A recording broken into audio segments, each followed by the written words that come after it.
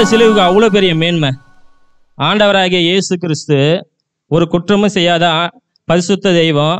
ஆண்டவராகிய இயேசு கிறிஸ்து அந்த சிலுவையை சுமந்ததனால தான் அந்த சிலுவைக்கே மேன்மை, இல்லைன்னா மேன்மை இல்லை. ஹல்லேலூயா, ஹல்லேலூயா. அதே போல் நம்முடைய வாழ்க்கையிலையும் சரி, சில காரியங்களை குறித்து நம்ம மேன்மையாக நினைப்போம். என்ன மேன்மையாக நினைப்போம் தெரியுமா? சில காரியங்களை, நான் டாக்டர், நான் என்ஜினியர், நான் படித்தவன், நான் பட்டதாரி, நான் பணக்காரன், நான் முதலாளி, நான் ஐஏஎஸ்ஸு, நான் ஐபிஎஸ்ஸு, அப்படியெல்லாம் சில காரியங்களை குறித்து நம்ம மேன்மையாக நினைக்கிறோமா? நினைக்கலையா? நிறைய பேர் நினைப்பாங்க. நான் அந்த நிலைமையில இருந்தால் நானும் அப்படி தான் நினச்சிருப்பேன். ஹல்லேலூயா. ஆனால் அதை காட்டிலும் நம்முடைய வாழ்க்கையில் மிகப்பெரிய மேன்மை எது தெரியுங்களா? நான் இயேசுவின் பிள்ளை என்று சொல்வது தான் நமக்கு மிகப்பெரிய மேன்மை. இந்த உலகத்தில் வேறு எதுவும் மேன்மை கிடையாதுங்க. நம்ம என்ன தான் பெரிய இதில் உயர்ந்த இடத்துல இருந்தாலும் நம்ம இயேசுவின் பிள்ளைன்னு சொல்கிறது தெரியுமா? அதுதான் நம்முடைய வாழ்க்கையில் பெரிய மேன்மை. ஹல்லேலூயா. அப்படி என்னங்க இயேசு நம்ம வாழ்க்கையில் செஞ்சார்? பாவத்திலும் சாபத்திலும் இருந்த நம்ம அவருடைய பிள்ளையாக மீட்டெடுக்கும்படியாக அந்த கல்வாரி சிலுவையில் நம்முடைய பரத்தை விட்டு இறங்கி வந்து அந்த கல்வாரி சிலுவையில் நம்முடைய பாவங்களுக்காகவும் நம்முடைய அக்கிரமங்களுக்காகவும் நம்முடைய மீறுதலுக்காகவும் அவர் அடிக்கப்பட்டார். அவர் ரத்தம் சிந்தினார். அவர் தன்னையே ஜீவ பலியாக ஒப்பு கொடுத்தார். அப்படிப்பட்ட இயேசு தாங்க நம்முடைய வாழ்க்கையில மேன்மையாகவும் சந்தோஷமாகவும் இருக்கிறாரு. வேற எதுவும் நம்முடைய வாழ்க்கையில மேன்மையும் சந்தோஷமும் கிடையாது. ஒருவேளை நம்முடைய வாழ்க்கையில மேன்மையா நினைக்கிற காரியங்கள் நம்மளை விட்டு ஒரு நாள் விலகி கூட போகலாம், இல்லாம கூட போகலாம். ஆனா தன்னுடைய ஜீவனை கொடுத்து நம்ம பிள்ளையாய் மீட்டெடுத்த ஆண்டவராக இயேசு கிறிஸ்து நம்முடைய கரத்தை பிடிச்சவர் அந்த பரம காணனுக்குள்ள அந்த பரலோகத்துல கொண்டு போய் சேர்க்கும் வரைக்கும் நம்மை விட்டு விலகவும் மாட்டார், நம்மை கைவிடவும் மாட்டார். ஹல்லேலூயா, ஹல்லேலூயா. அப்படிப்பட்ட ஆண்டவரை தான், அப்படிப்பட்ட இயேசுவை தான் ஒவ்வொரு வருஷமும் இந்த சிலுவை தின கூடுகையில நம்ம தியானிக்கிறோம். கல்வாரி சிலுவையில ரத்தம் சிந்தி நமக்காக யாவையும் செய்து முடித்த ஆண்டவராகிய இயேசு கிறிஸ்து நம்ம கிட்ட இருந்தும் சில காரியங்களை எதிர்பார்க்கிறார். நம்முடைய எதிர்பார்ப்பு ஆண்டவர் நிறைவேற்றுகிறாரா இல்லையா?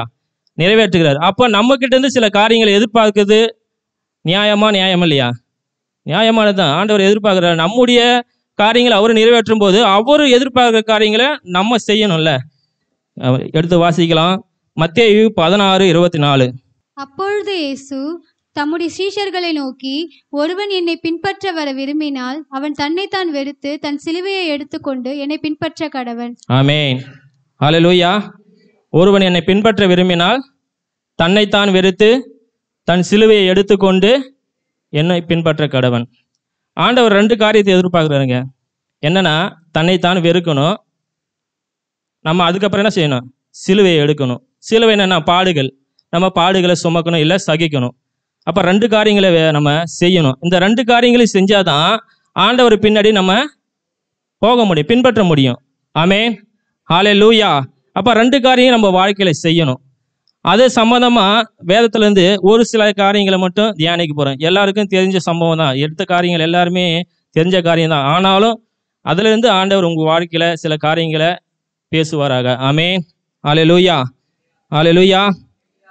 அதாவது நம்மை நாமே வெறுக்கணும், பாடுகளை சுமக்கணும், இல்லை சகிக்கணும். அதை நம்ம செய்யும் பொழுது ஆண்டவரை நம்ம பின்பற்றுவோம். ஆமென், ஹல்லேலூயா.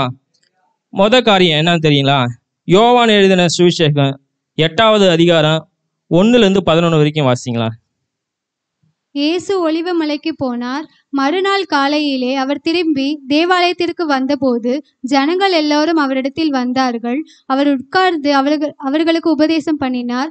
அப்பொழுது விபச்சாரத்திலே கண்டுபிடிக்கப்பட்ட ஒரு ஸ்திரீயை வேதபாரகரும் பரிசேயரும் அவரிடத்தில் கொண்டு வந்து, போதுங்களா அப்படி நிறுத்துங்களா? இது யாருங்க? விபச்சாரத்தில் கண்டுபிடிக்கப்பட்ட ஒரு ஸ்திரீ. ஓகேங்களா?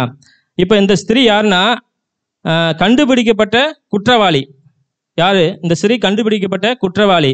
அதை பிடிச்சு கொண்டு வராங்க தெரியுமா? அவங்க யார் தெரியுமா? கண்டுபிடிக்கப்படாத குற்றவாளி. யாரு? கண்டுபிடிக்கப்படாத குற்றவாளி. யாருக்கு? ஜனங்களுக்கு. ஆனால் ஆண்டவராகிய இயேசு கிறிஸ்துக்கு கிடையாது. ஏன்னா ஆண்டவராகிய இயேசு கிறிஸ்து சகலத்தையும் அறிந்தவர். அவருக்கு மறைவானது ஒன்றுமே இல்லை. ஆண்டவர் உருவத்தை பார்க்கல, உள்ளத்தை பார்க்குற ஆண்டவர் இல்லையா? அப்போ அவங்க அழைச்சிட்டு வந்தவங்க கண்டுபிடிக்கப்படாத குற்றவாளி. அந்த ஸ்திரீ கண்டுபிடிக்கப்பட்ட குற்றவாளி. அடுத்தது வாசிக்கலாம். அவரிடத்தில் கொண்டு வந்து அவளை நிறுத்தி, போதகரே, இந்த ஸ்திரீ விபச்சாரத்தில் கையும் மெய்யுமாய் பிடிக்கப்பட்டாள். இப்படிப்பட்டவர்களை கல்லெறிந்து கொள்ள வேண்டும் என்று மோசே நியாயப்பிரமாணத்தில் நமக்கு கட்டளையிட்டிருக்கிறாரே, நீர் என்ன சொல்கிறீர் என்றார்கள். அவர் மேல் குற்றம் சுமத்துவதற்கான காரணம் உண்டாகும் பொருட்டு அவரை சோதிக்கும்படி இப்படி சொன்னார்கள். இப்ப அழைச்சிட்டு வந்து நடுவில் நிறுத்திட்டாங்க. நிறுத்திட்ட உடனே இவங்க இந்த ஸ்திரியை வந்து மோசே நியாயப்பிரமாணத்தின்படி கல் எறிஞ்சு கொள்ளணும். அப்போ இவர் ஆண்டவர்கிட்ட வந்து ஆண்டவரை சோதிக்கும்படி கேட்குறாங்க. அப்போ ஆண்டவர் ஒரே ஒரு காரியம் அங்கே செஞ்சுட்டு இருக்கிற என்ன எழுதுறான்னா, குனிந்து விரலினால் தரையிலே எழுதினார். அப்போ குனிந்து விரலினால் எழுதுனான்னா என்ன எழுதுனா தெரியுமா? இவங்க வந்தாங்க தெரியுமா, அழைச்சிட்டு வந்தாங்களே தெரியுமா, அவங்களுடைய எல்லா காரியத்தையும் அவர் லிஸ்ட் எடுத்துட்டாரு. என்ன எழுதுறாரு? லிஸ்ட் எடுக்கிறாரு. நீ யாரு, நீ எப்படிப்பட்டவன், நீ என்ன செஞ்சிருக்க, நீ வந்து இன்னொரு ஸ்திரியை வந்து குற்றவாளியும் தீர்க்கிறதுக்கு நீ கொண்டு வந்திருக்கிற, அப்போ நீ யாருன்னு எனக்கு தெரியும் அப்படின்னு சொல்லிட்டு ஆண்டவர் ஒரு லிஸ்ட் அவுட் எடுக்கிறாரு. என்ன இதை விரல எழுதி கொண்டு இருக்கிறாரு அப்படின்னு ஒரு தியானம் தான். ஓகேங்களா? அப்படின்னு தேவ ஊழியர்களை தியானிக்கப்பட்டது. அது உங்கள் மூலமாக நான் பகிர்ந்து கொள்கிறேன். அடுத்தது வாசிங்க. அவர்கள் ஓயாமல் அவரை கேட்டுக்கொண்டிருக்கையில் அவர் நிமிர்ந்து பார்த்து, உங்களில் பாவம் இல்லாதவன் இவன் மேல் முதலாவது கல்லெறிய கடவன் என்று சொல்லி, அவரு இப்ப என்ன சொல்றாருன்னா, விரல எழுதிட்டு அடுத்தது என்ன சொல்ல வர்றாருன்னா, யாரு உங்ககிட்ட பாவம் இல்லையோ ஃபர்ஸ்ட் அவங்க ஸ்திரீ மேல கல் எறியுங்க அப்படின்னு சொல்லிட்டாரு. யாரு பாவம் இல்லையோ அவங்க கல் எறியணும். அப்ப குற்றவாளின்னு இட்டுன்னு வந்தாங்கல்ல, அவங்க குற்றமற்றவர்களா இருக்கணும் தானே? இருக்கணுமா இருக்கக்கூடாதா? இருக்கணும். அவங்க அப்படி குற்றவாளி இல்லாம இருந்தாதான் அந்த ஸ்திரீ மேல கல் எறிய முடியும். ஆனா நீதியான ஆண்டவர் பொறுமையா இருக்கிறாரு. அநீதியான மனுஷன் கல் எறிய துடிக்கிறான். ஆமென், ஹல்லேலூயா. அநீதியான மனுஷன் கல் எறிய துடிக்கிறான். அப்ப இவங்க கல் எறியன்னு நினைக்கும் போது ஆண்டவர் அங்க ஒரு காரியத்தை சொல்றாரு. என்ன சொல்றேன்னா, முதலாவது நீங்க யாருக்கு பாவம் இல்லையோ அவங்க கல் எறியணும் அப்படின்னு சொல்லிட்டு சொல்றாரு. அங்க யாருக்குமே அந்த தகுதி இல்லை. அடுத்ததா படிங்களா. அவர் மறுபடியும் குனிந்து தரையிலே எழுதினார். ஒரு நிமிஷம். அவர் மறுபடியும் குனிந்து தரையில எழுதுறாரு. மறுபடியும் குனிந்து தரையை ஏற்கனவே லிஸ்ட் அவுட் எடுத்துட்டாரு. அடுத்தது என்ன செஞ்சாரு? மறுபடியும் குனிந்து சொல்லிட்டாரு, யாரு பாவம் இல்லையோ நீங்க கல் எறிங்கப்பா அப்படின்னு சொல்லிட்டாரு. அவர் மறுபடியும் குனிந்து தரையில எழுதுறாரு. அடுத்தது பாத்தீங்களா. அவர்கள் அதை கேட்டு தங்கள் மனசாட்சியினால் கடிந்து கொள்ளப்பட்டு பெரியோர் முதல் சிறியோர் வரைக்கும் ஒவ்வொருவராய் போய்விட்டார்கள். இயேசு தனித்திருந்தார், அந்த ஸ்திரீ நடுவே நின்றாள். அப்படியே நிறுத்துங்க. அதை எல்லாரையும் கேட்டு ஒவ்வொருவரா போயிட்டாங்க. ஏன் போயிருப்பாங்க தெரியுமா? இந்த ஆண்டவர் கீழே குனிஞ்சு எழுதிட்டு இருக்கிறார் தெரியுமா? எழுதும்போது ஒவ்வொருத்தரும் வந்து பார்த்துருப்பாங்க. நம்ம கல்லேறின்னு நம்ம துடிக்கிறோம், இவர் என்ன கீழே குனிஞ்சு எழுதிட்டு இருக்காருன்னு சொல்லிட்டு ஒவ்வொருத்தரும் வந்து, ஏன்னா ஒவ்வொருவராக தானே போறாங்க. அப்போ ஒவ்வொருத்தரும் வந்து பார்த்துருப்பாங்க. அப்போ என்ன இதை எழுதிருப்பாங்க, நீ என்ன பாவம் செஞ்சேன்னு சொல்லிட்டு அவர் அந்த தரையில எழுதிருப்பாரு. அதை பார்த்தவொடனே இவங்களுக்கு ஷாக் ஆகிட்டு இருக்கும். அதை பார்த்தவொடனே இவங்க ஷாக் ஆகிட்டு அங்கே நிற்கவே முடியல. என்ன சொல்லிட்டாங்க? அப்படியே ஓடிட்டாங்க. அதே போல ஒவ்வொருடைய பாவத்தையும் ஆண்டவர் விரலினால் எழுதியிருப்பாருன்னு சொல்லிட்டு தேவ ஊழியர்கள் நிதானிக்கப்பட்டது தான் இது. ஓகேங்களா? அப்போ ஒவ்வொருவரும் வந்து பார்த்துட்டு எல்லாமே திரும்பி ஓடி போயிட்டாங்க. அப்போ யாருக்குமே அங்கே தகுதி இல்லை குற்றம் தீர்க்கிறதுக்கு. ஆனால் கடைசி அந்த ஸ்திரீ மட்டும் இருக்கிறாங்க. பாருங்க, படிங்க அடுத்தது. இயேசு நிமிர்ந்து அந்த ஸ்திரீயை தவிர வேறொருவரையும் காணாமல், ஸ்திரீயே, உன்மேல் குற்றஞ்சாட்டினவர்கள் எங்கே? ஒருவனாகிலும் உன்னை ஆக்கினைக்குள்ளாக தீர்க்கவில்லையா என்றார். அதற்கு அவள், இல்லை ஆண்டவரே என்றாள். இயேசு அவளை நோக்கி, நானும் உன்னை ஆக்கினைக்குள்ளாக தீர்க்கிறதில்லை, நீ போ, இனி பாவம் செய்யாதே என்றார். ஆமென். நம்முடைய ஆண்டவர் ரொம்ப டீசெண்டானவருங்க. நம்முடைய ஆண்டவர் ரொம்ப டீசெண்டானவர். எதையும் ரொம்ப இது பண்ண மாட்டாரு. இந்த ஸ்திரீயை கண்டுபிடிச்சி இழுத்துட்டு வந்தாங்க தெரியுமா? அப்போ சும்மா எட்டுன்னு வந்திருப்பாங்க. அந்த ஸ்திரீயை எவ்வளோ பேசணுமோ, எவ்வளோ கேவலமாக பேசணுமோ, என்னென்ன திட்டணுமோ எல்லாத்தையும் செஞ்சுருப்பாங்க. ஒரு குற்றவாளி ஈட்டுன்னு வராமோ, நம்மளே ஒரு குற்றவாளியை திருடின பிடிச்சினா என்ன பண்ணுவோம்? அடின்னு அடிச்சு அதுக்கப்புறம் தான் ஈத்து போய் போலீஸ் ஸ்டேஷனில் விடுவேன். ஆனால் அந்த ஸ்திரீயை எட்டும் வரும்போது எல்லாத்தையும் சொல்லி ரொம்ப நோக அடிச்சிருப்பாங்க. ஆனால் நம்ம ஆண்டவர் அப்படி செய்யலைங்க. அவர் ரொம்ப டீசெண்டானவர். நம்முடைய ஆண்டவர் வந்து பாவத்தை மன்னிக்கிறவர் தான், அதே போல் பாவத்தை வெறுக்கிறவரும் கூட. ஆமென், ஹல்லேலூயா. அப்போ அந்த ஸ்திரீயை அவர் பார்த்து என்ன சொல்கிறாருன்னா, நீ இதெல்லாம் செஞ்சு இப்படி பண்ண அப்படி போனேன்னு அதெல்லாம் சொல்லவே இல்லை. என்ன சொன்னார்னா, நீ போ, இனி பாவம் செய்யாத. நீ போ, இனி பாவம் செய்ய. அங்கே ஒரு வார்த்தை இருக்குது, என்ன தெரியுமா? இனி. இதுக்கு முன்னாடி நீ எவ்வளோ நாளும் பாவம் செஞ்சுருக்கலாம், ஆனால் இனி பாவம் செய்யாத அப்படின்னு சொல்லிட்டு சொல்கிறாரு. அதே போல் அதுக்கு ஒப்பனைய ஒரு வசனம் வந்து 1 பேதுரு 2:24 வாசிங்களா? நாம் பாவங்களுக்கு செத்து நீதிக்கு பிழைத்திருக்கும்படி அவர் தாமே தமது சரீரத்திலே நம்முடைய பாவங்களை சிலுவையின் மேல் சுமந்தார், அவருடைய தழும்புகளால் போதும். குணமானீர்கள். நம்ம பாவங்களுக்கு செத்து நீதிக்கு பிழைத்திருக்கிறோம். நம்ம பாவங்களுக்கு என்னைக்கே மரிச்சு போயிட்டுங்க. நம்ம இன்னைக்கு நீதிக்காக பிழைச்சிருக்கிறோம். ஆனா அந்த பாவம் நம்மளை மறுபடியும் தொடர்ந்து வந்தா நம்ம பாவத்துக்கு மறிக்கலன்னு அர்த்தம். அப்படிதானே? அப்ப ஆண்டவர் என்ன சொல்றான்னா, நம்ம பாவத்தை வெறுக்கணும்னு எதிர்பார்க்கிறாரு. நம்முடைய வாழ்க்கையில நம்ம பாவத்தை வெறுக்கணும். பழையவைகள் எல்லாம் ஒழிந்து போன, எல்லாம் புதிதாயின. அப்ப நம்முடைய பழைய மனுஷனுடைய அந்த கிரியைகள், அந்த பழக்கங்கள் எல்லாம் நம்முடைய வாழ்க்கையில எல்லாம் ஒழிந்து போகணும், மறிச்சு போகணும். இன்னைக்கு நம்ம ஆண்டவர் பிள்ளையா நம்ம புதிதாக்கப்பட்டு இருக்கிறோம். நம்முடைய வாழ்க்கையில இனி பாவம் தொடரக்கூடாது. நம்ம பாவத்தை வெறுக்கணும். அதுதான் ஆண்டவர் எதிர்பார்க்கிறாரு. முதலாவது காரியம். ஆமென், ஹல்லேலூயா. பாவத்தை நம்ம வெறுக்கிற பிள்ளையா இருக்கணுங்க. அதுதான் சொல்ற, தன்னைத்தான் வெறுத்து நம்ம பாவத்தை வெறுக்கணுங்க. அடுத்ததா ஒரு சம்பவத்தை கூட நம்ம பார்க்கலாம். ஆதியாகமம் 39வது அதிகாரத்தை நீங்க வாசிங்களா? 9, 10, 11, 12 அது மட்டும் வாசி. இது வாசிக்கிறதுக்கு முன்னே சில காரியம் சொல்லிடுறேன். யோசேப்பு எல்லாருக்கும் தெரியும் இல்ல? யோசேப்பு எல்லாருக்கும் தெரியும். யோசேப்பு எப்படிப்பட்டவர்னு. யோசேப்பு அவங்க சகோதரர் இஸ்மவேல் வேலையிட்ட வித்துடுறாங்க. இஸ்மவேல் வேலையிட்டு எகிப்துக்கு கொண்டு போகும்போது அங்க போத்திபார், அதாவது பார்வனின் பிரதானியும் தலையாரிகளுக்கு அதிபதியுமாகிய போத்திபார் அவனுக்கிட்ட இருந்து அவரு வாங்குறாரு. அவரு இட்டுன்னு போய் அவங்க வீட்டில் ஒரு அடிமையா வைக்கிறாரு. அப்ப அங்க வைக்கும்போது யோசேப்போடு ஆண்டவர் இருக்கிறார் கூட. அவன் காரிய சித்தியுள்ளவனா இருந்தான். அவன் செய்வதெல்லாம் ஆண்டவர் வாய்க்க பண்ணாரு. எல்லா காரியத்தையும் ஆண்டவர் ஆசீர்வதிச்சாரு. அதை பார்த்த போத்திபார் என்ன பண்ணான்னா, அவன் என்னுடைய எல்லா காரியத்துக்கும் அவனை விசாரணைக்காரனை வச்சுட்டு ஒண்ணுமே கேட்கல. ஏன்னா அவனோடு ஆண்டவர் இருக்கிறாரு, எல்லா காரியத்தையும் செய்யறாரு அப்படின்னு சொல்லிட்டு எல்லாவற்றுக்கும் அவனை ஒரு விசாரணைக்காரனை வச்சுட்டு அவனுடைய சாப்பாடு மட்டும்தான் அவனை விசாரிக்கிற ஒரு நிலைமையில இருந்தாரு.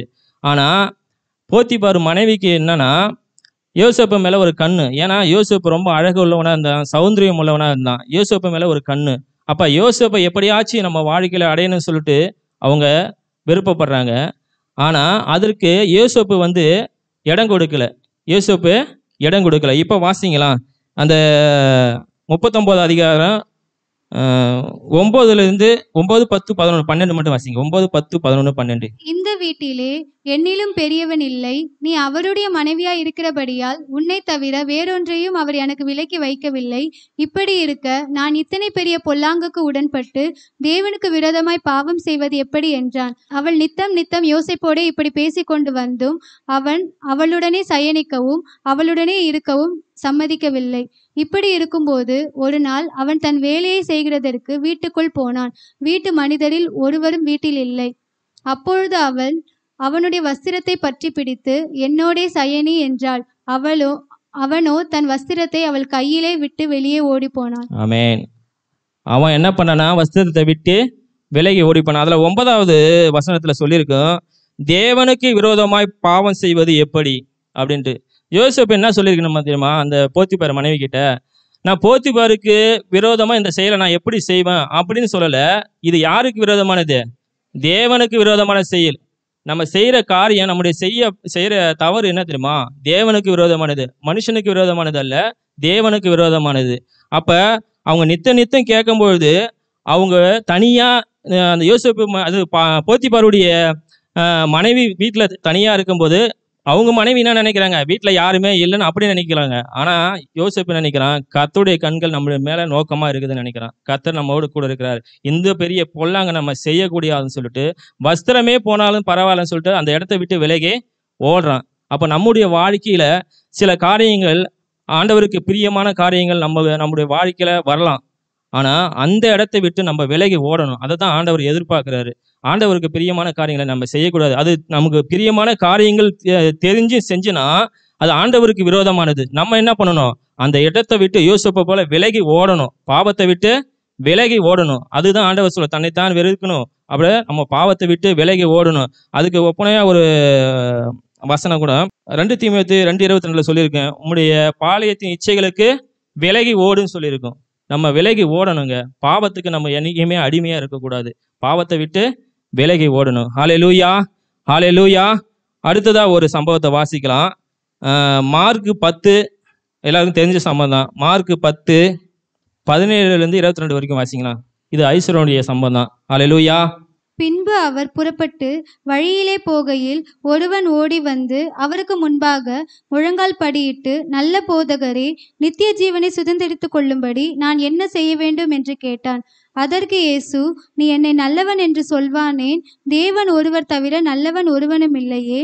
விபச்சாரம் செய்யாதிருப்பாயாக, கொலை செய்யாதிருப்பாயாக, களவு செய்யாதிருப்பாயாக, பொய் சாட்சி சொல்லாதிருப்பாயாக, வஞ்சனை செய்யாதிருப்பாயாக, உன் தகப்பனையும் உன் தாயையும் கனம் பண்ணுவாயாக என்கிற கற்பனைகளை அறிந்திருக்கிறாயே என்றார். அதற்கு அவன், போதகரே, இவைகளையெல்லாம் என் சிறுவயதில் முதல் கை கொண்டிருக்கிறேன் என்றார். அதற்கு இயேசு அவனை பார்த்து அவனிடத்தில் அன்பு கூர்ந்து, உன்னிடத்தில் ஒரு குறைவு உண்டு. நீ போய் உனக்கு உண்டானவைகளை எல்லாம் விற்று தரித்திரருக்கு கொடு. அப்பொழுது பரலோகத்தில் இருக்கிற உனக்கு பொக்கிஷம் உண்டாயிருக்கும். பின்பு சிலுவையை எடுத்துக்கொண்டு என்னை பின்பற்றி வா என்றார். ஆமென், ஹல்லேலூயா. இந்த ஐஸ்வர்யனை பார்த்தீங்கன்னா வச்சுக்கலாம், எல்லா காரியத்தையும் ஒழுங்காக செய்கிறாரு. ஆண்டவருடைய கட்டளைகள் எல்லாம் கரெக்டாக செஞ்சார். செஞ்சு முடிச்சுட்டு ஆண்டவர்கிட்ட வந்து கேட்குறாரு, ஆண்டவரே, நான் நித்திய ஜீவனை சுதந்திரத்துக்கு நான் என்ன செய்யணும்னு சொல்லிட்டு எல்லாத்தையும் சொல்கிறாரு. சொன்னவொடனே இதெல்லாம் நான் எல்லாம் செஞ்சுட்டேன் அப்படின்னு சொல்கிறாரு. அப்போ உன்னிடத்தில் ஒரு குறை உண்டு. என்ன குறை உண்டுன்னா, நீ உன்னுடைய ஐஸ்வர்யத்தெல்லாம் விற்று தரித்திரருக்கு கொடுத்துட்டு என்ன பின்பற்றி வா அப்படின்றாரு. இந்த மனுஷனுக்கு ஒரே ஷாக்கு. என்னன்னா, அவன் மிகப்பெரிய ஆஸ்தி உள்ளவன்.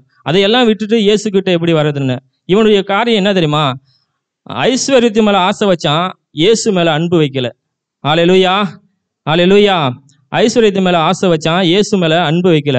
வேதத்தில் நீங்கள் பார்க்கும்பொழுது இயேசு கிட்ட வந்து துக்கத்தோடு போன ஒரு மனுஷன் யாருன்னா இவன் தாங்க. இயேசு கிட்ட வந்து அற்புதம் பெற்றுக்கிட்டு போனாங்க, சுகம் பெற்றுட்டு போனாங்க, சமாதானம் எடுத்துட்டு போனாங்க. ஆனால் இந்த மனுஷன் மட்டும்தாங்க வேதத்தில் பார்க்கும்போது துக்கத்தோடு இயேசு கிட்ட வந்து போனவன். ஏன் தெரியுமா? அவனுடைய ஆசையெல்லாம் ஐஸ்வர்யத்து மேலே இருந்தது, ஆண்டவர் மேலே இல்லை. நித்திய வாழ்க்கை கொடுக்குற ஆண்டவரைய நம்மளை அந்த உலகத்தில் அழிந்து போகிற ஐஸ்வர்யத்தை நம்புறான். ஹல்லேலூயா. அந்த வசனம் சொல்லுது, வானமும் பூமியும் ஒழிந்து போகும், என் வார்த்தை ஒரு நாளும் ஒழிந்து போவதில்லை. அப்போ வானமும் பூமியும் ஒழிந்து போச்சுன்னா அந்த உலகத்தில் சேர்த்து வச்சுக்கிற ஆஸ்தி எல்லாமும் சேர்ந்து அழிஞ்சு போவோம். அதுலேருந்து நம்ம எதனா எடுத்துகிட்டு போக முடியுமா பரலோகத்துக்கு?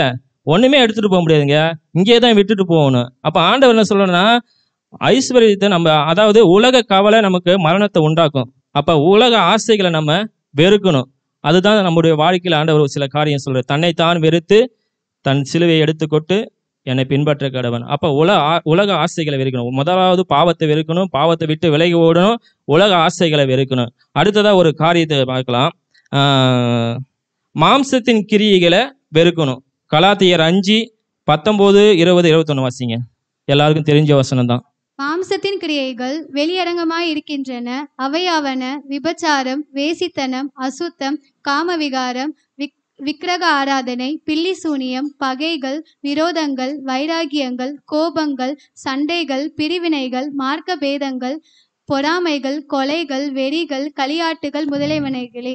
இப்படிப்பட்டவைகளை செய்கிறவர்கள் தேவனுடைய ராஜ்யத்தை சுதந்திரிப்பதில்லை என்று முன்னே நான் சொன்னது போல இப்பொழுதும் உங்களுக்கு சொல்லுகிறேன். ஆமென்.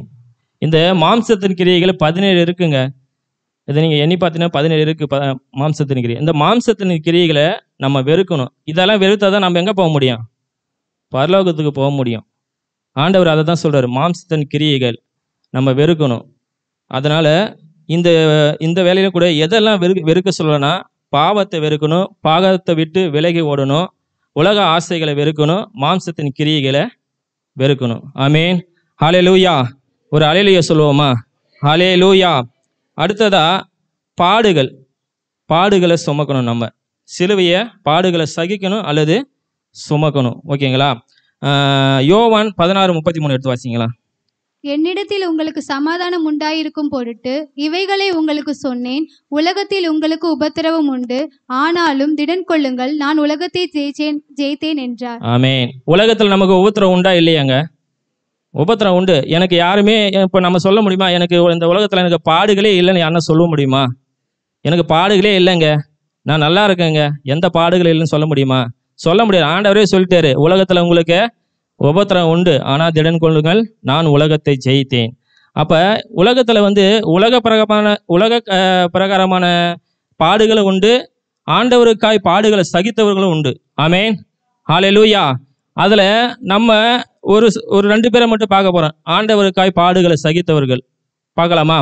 அப்போஸ்தலர் 16:22-33 வரைக்கும் வாசிங்க. அப்பொழுது ஜனங்கள் கூட்டங்கூடி அவர்களுக்கு விரோதமாய் எழும்பினார்கள். அதிகாரிகள் அவர்கள் வஸ்திரங்களை கிழித்து போடவும் அவர்களை அடிக்கவும் சொல்லி அவர்களை அநேக அடி அடித்த பின்பு சிறைச்சாலையிலே வைத்து அவர்களை பத்திரமாய் காக்கும்படி சிறைச்சாலைக்காரனுக்கு கட்டளையிட்டார்கள். அவன் இப்படிப்பட்ட கட்டளையை பெற்று அவர்களை காவல் அறையிலே அடைத்து அவர்கள் கால்களை தொழுமரத்தில் மாட்டி வைத்தான். நடுராத்திரியிலே பவுலும் சீலாவும் ஜெபம் பண்ணி தேவனை துதித்து பாடினார்கள். காவலில் வைக்கப்பட்டவர்கள் அதை கேட்டு கொண்டிருந்தார்கள்.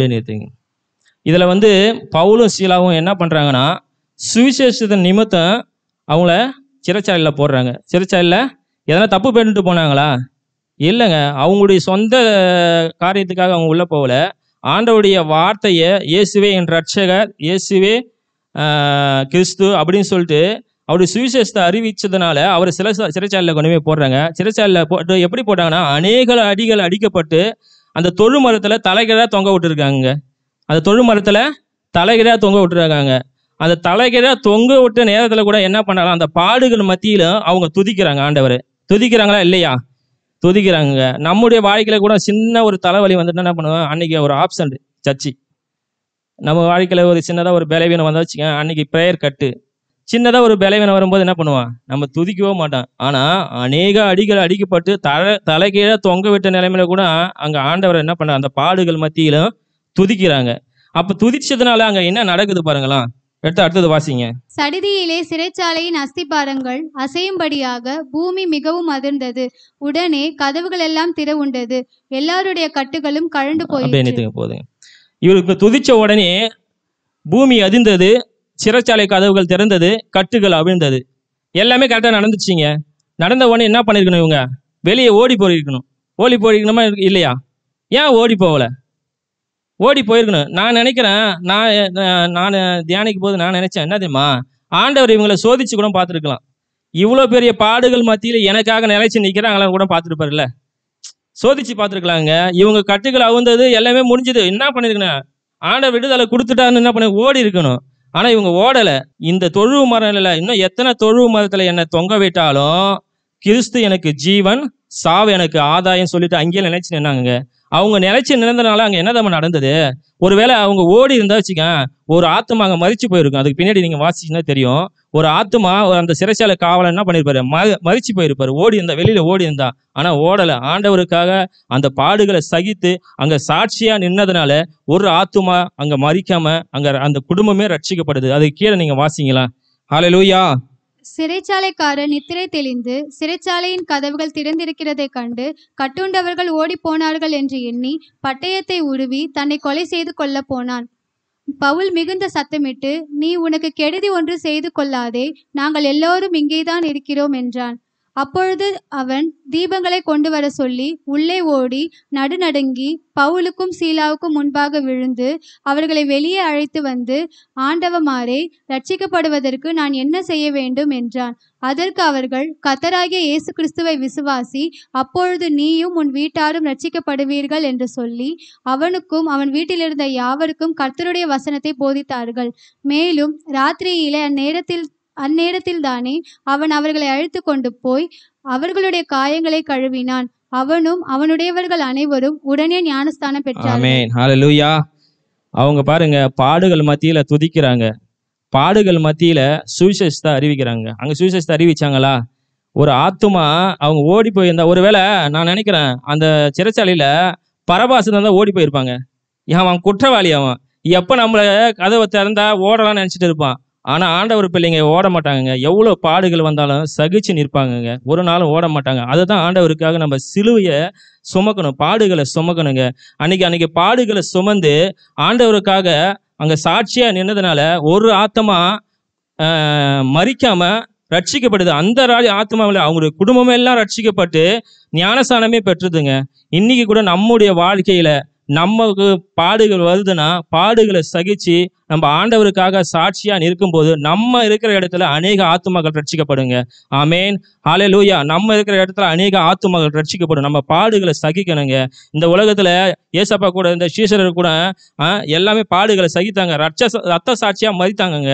இப்ப இங்க கூட இந்த சிலுவை தியான கூடத்துல அநேக சாட்சியை நம்ம கேட்டோம். நம்ம முன்னோர்கள் சாட்சியா இருந்து அநேக ஊழியர்களுடைய சாட்சியெல்லாம் நம்ம கேட்டோம் தாசர்கள் மூலயமா. அவங்க அதாவது முன்னோருடைய சாட்சிகளை கேட்கிற நாம சாட்சியா மாறணுங்க. இனி வரும் நாட்கள்ல நம்ம முன்னோர்களுடைய சாட்சியை கேட்டுட்டு அப்படியே போகக்கூடாது. நாம இனி வரும் நாட்கள்ல சாட்சியா மாறணும். அப்ப நம்முடைய சாட்சியை நமக்கு பின்னாடி வரும் சந்ததிகள் கேட்கணும். ஆமேன், ஹல்லேலூயா. அப்படி இருக்கும்போது ஆண்டவருடைய அந்த எப்படி சொல்றது, நம்ம தன்னைத்தானே வெறுத்து தன் சிலுவையை எடுத்துக்கொண்டு அவரை பின்பற்றும் போது ஆண்டவராகிய இயேசு கிறிஸ்து அந்த பரலோக நித்திய வாழ்க்கையில அவருடைய பிள்ளைகளை நம்ம எப்போதும் நிலைச்சிருப்போங்க. அதுக்கு தாங்க நம்ம சகிக்கணும். அதாவது ஒருவன் என்னை பின்பற்ற விரும்பினால் தன்னைத்தான் வெறுத்து தன் சிலுவையை எடுத்துக்கொண்டு என்னை பின்பற்ற கடவன். அப்ப நம்முடைய வாழ்க்கையில நம்மை நாமே வெறுக்கணும், பாடுகளை சுமக்கணும், சகிக்கணும். அப்ப ஆண்டவர் வழியில நம்ம பின்பற்றணும். அப்படி பின்பற்றும் போது நித்திய ஜீவனுக்குள்ள நம்ம அவருடைய பிள்ளையா எப்பொழுது இருப்போங்க.